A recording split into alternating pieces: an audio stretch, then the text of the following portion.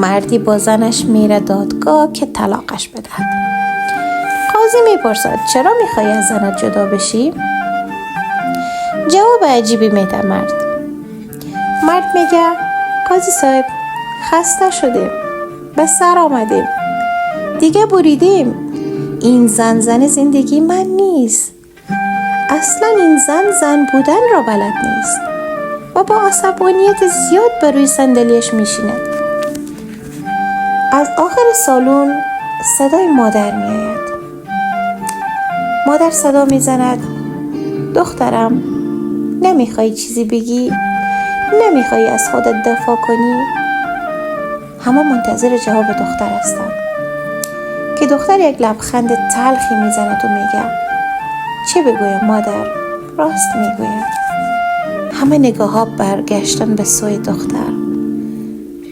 دختر صدا زد مادر راست میگوید. من زن زندگی نبودم.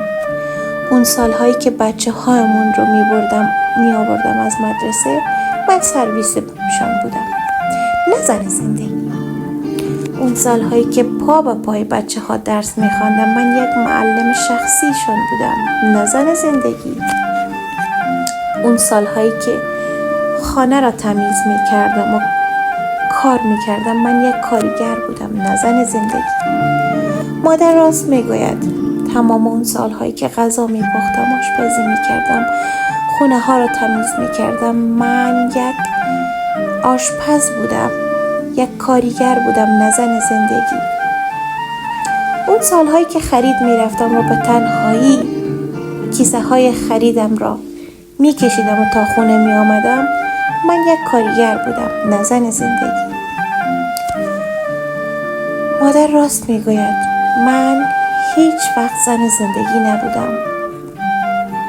من زن زندگی بودن رو بلد نبودم، چون یک زن از نظر این قسم مردها کسی است که دست به سیاه و سفید نمیزند و فقط به خودش میرسد، خوشگل، تمیز، با آرایش.